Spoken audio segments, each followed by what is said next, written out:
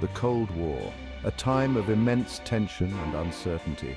Two superpowers, the United States and the Soviet Union, they never directly fought each other, but the threat of nuclear war, it was ever present. It hung over the world like a dark, ominous cloud. Alliances were formed, ideologies solidified, and even the space race was a result of this competition. It was a world divided, living in constant fear. On one side, the West, led by the United States. On the other, the East, led by the Soviet Union. Opposing ideologies clashed fiercely, but the Cold War never turned hot.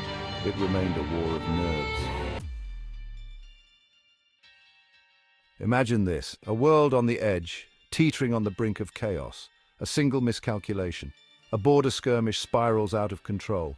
NATO and the Warsaw Pact engage in direct conflict, shattering the fragile peace.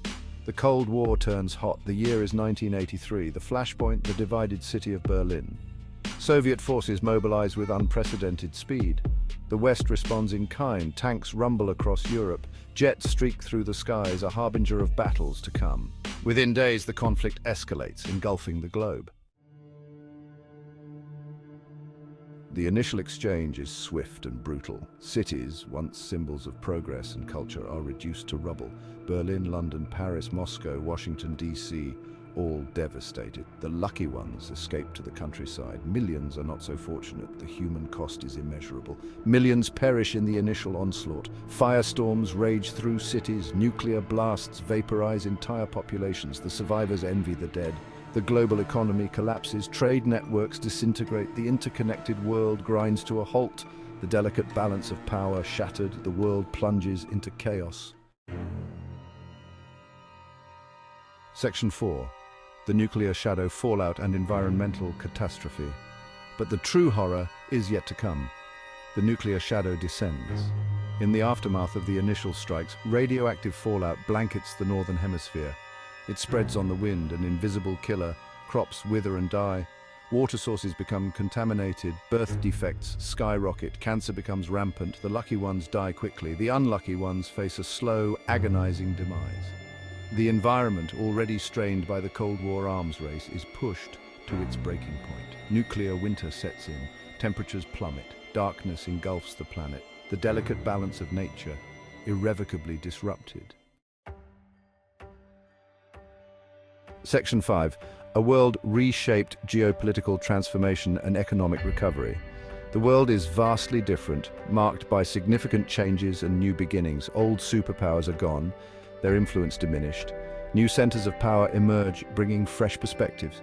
The global economy slowly rebuilds, with new trade routes and currencies symbolizing hope. The fragility of peace urges us to cherish and protect it. Section 6. Echoes of war, human suffering and humanitarian crises, but the scars of war run deep. The human toll is beyond comprehension. Millions dead, countless more injured, displaced, orphaned, a generation forever marked by the horrors they have witnessed. Humanitarian crises grip the globe. Food shortages, lack of clean water, the spread of disease. The international community, struggling to cope with the scale of the disaster, mounts a massive relief effort. But for many, help comes too late. The trauma of war lingers. Psychological scars run deep. The world mourns the loss of innocence, the loss of a future that could have been. Section 7. The legacy of ashes, reflections on a world forever changed. The hot Cold War, a chilling reminder of humanity's capacity for self-destruction. It serves as a stark warning from history, a reminder of the importance of diplomacy, dialogue, and understanding. In this alternate timeline, the world rebuilds, it learns from its mistakes, it embraces cooperation over conflict. The legacy of the hot Cold War is a world forever changed, a world haunted by the ghosts of the past, but also a world determined to build a better future, a future free from the threat of nuclear annihilation, a future where peace prevails.